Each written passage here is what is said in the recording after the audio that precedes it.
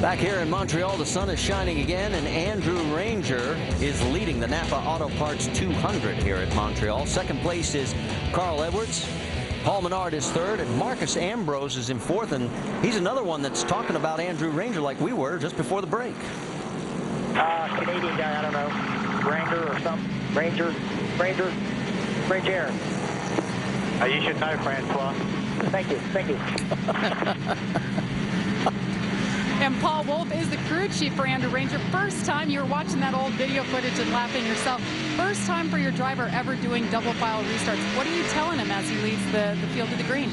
Well, he's done such a good job so far today. We just tell him, just keep doing what you've been doing. He's a little nervous right now. This is a big day for him, but we told him just keep doing what you've been doing. It'll come to you. I think we got a great race car. We just need to log laps. It's still early, so we got to be there at the end. He's been very confident all weekend. He finished third in the race earlier today, guys. We'll see how he does, leading the field to the green for the first time. And the lights are out on the pace car as it'll pull off right there at turn 14. Andrew on the right side there in the 11 alongside Carl Edwards. How would you feel if you were basically the rookie against Carl? Well, that's the thing he's got to put out of his mind. He can't let that affect his judgment. He's a good road racer. He knows this racetrack. Don't worry about who you're racing against. It's just another car, but it's kind of hard not to. His sixth Nationwide Series start. First time ever on a restart as he takes the green, heading towards one. Here we go. So far, so good. That's textbook right there. He's racing Carl Edwards clean and aggressive through there. Gets the lead out of turn 2. Going down that long straightaway. Notice a little bit further back there, the 5 car. There is Ron Fellows. Remember, he last pitted on lap 17. He's well within his window.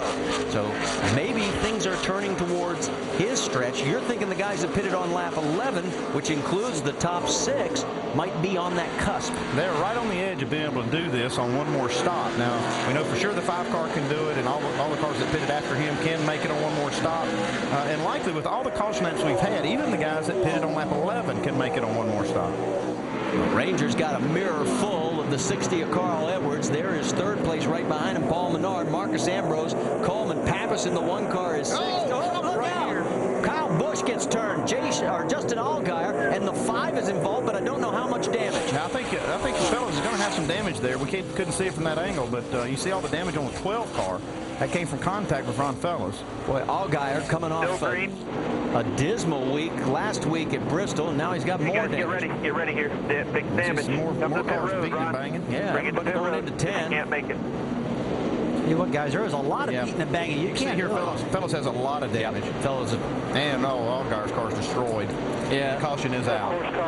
And this is going to tie our record for cautions here in 5.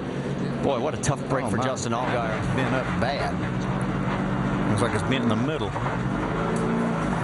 Justin, remember, started at the back of the field because he had to change a transmission. He was running 15th, had a good drive going because he's not a road course specialist. Here we go. Oh, he's kamikaze, and he couldn't stop. I wonder if his brakes were out. Locked it up and just tried to maybe get a little too aggressive and didn't have a full pedal. Well, you saw the 12 car, just like you said, coming at it dead sideways. And Ron Fellows is going to get blindsided right there. Oh, yeah. Look at this. So did Kyle. He got the right rear quarter panel damaged. And I'm just wondering if he's got any brakes. Let's listen. Wheel hop. Oh, yeah, you can hear the wheels hopping right there. Just totally out of control. That's a 2-for-1 right there. He gets the 18 and the 5. Take a look from Stephen Wallace's perspective as he barely survives this. Look at this. Man, he got a good And now, where does he go? To the right.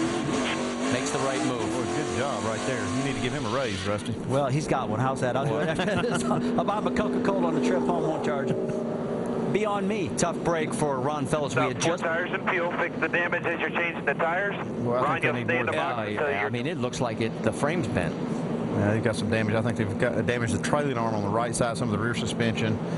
They got a lot of things they need to fix. Cracking really bad. That's one of these deals when you interview Ryan Fellows after this, he's going to say, they'll probably say what happened. He'll say, I have no idea. You tell me. You tell me. I just got blindsided, buddy. You'll turn left, right. And look at what's left of the 12.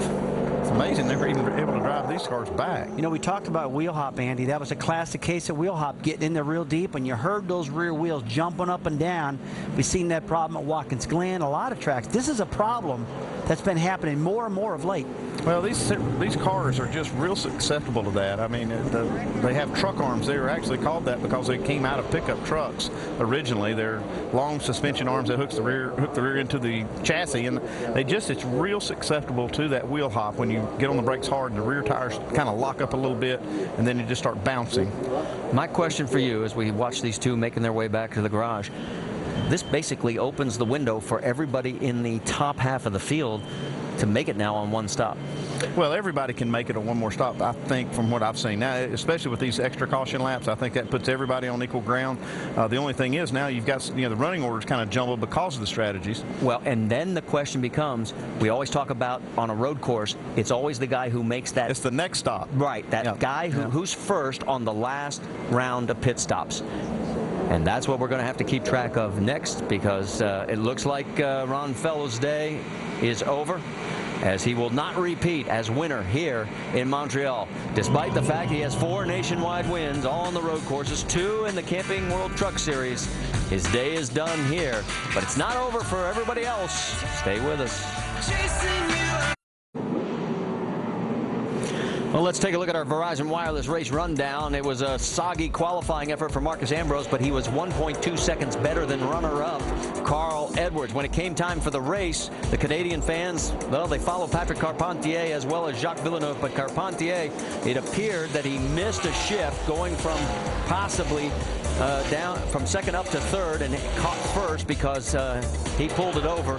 Saw a lot of skid marks. They're back in the garage working on it, trying to get him back out. A lot of early cautions. We've had 5. This is Brad Keselowski with no help doing a little loop. Right behind him, there was a lot of help for Alex Tagliani as he got punted. And then the big one that brought out our 5th one. Watch Justin Allgaier as he's coming down in that Verizon car, and bam, right into the 5 of Ron Fellows, and also collects Kyle Busch in the quarter panel, and oh, was that wicked. And there is the damage back in the garage area, and Jamie has caught up with Justin Allgaier, so let's find out what happened, Jamie. And a lot of damage all over this car, but they continue to work on it. Justin, what'd you see? Well, I caused it, and I feel bad for Ron and Kyle because they didn't deserve to be in it, but got down in and got on the brakes, and unfortunately just started wheel hopping real bad, and tried saving it, and once I realized there was no chance of saving it, I tried getting away from everybody, spinning it out to the right to try to not hit anybody, and unfortunately once we got in the grass, we just picked up speed, and unfortunately got right on those guys. So I hate it for those guys. They definitely shouldn't have been involved, and I hate it for the Verizon Wireless guys because they didn't deserve this day. This 2 weeks in a row now that we've had bad luck, and this one's my fault, and unfortunately saying sorry doesn't take away anything, but just hate it for those guys. They didn't deserve to be in the wreck. Well, Justin, you're leading Rookie of the Year. What is it like as a rookie coming here for the first time, and you have all these road course veterans around you? This is a tough place for sure, and we spent the last couple of days in the rain, and so to come here in the dry was definitely a different racetrack, and probably just trying too hard. We weren't really trying to race anybody. We were just trying to keep, maintain position and keep good track position and play fuel strategy, and unfortunately we didn't do that today. Well, they're not giving up. They're working on this car, going to try to get back out there. Dave? Yeah, and I don't think that's the case for the 5-car, Jamie. It looks like they've shut it down for the day. Ron, how deep is the disappointment after having such a good car? Well, man, I just love working with these guys. Dale Jr., Mr. Hendrick, thank you very much. We're not even halfway. It's crazy. This thing is wrecked. Just, a couple of road races for me are my Daytona 500s. But we will be back.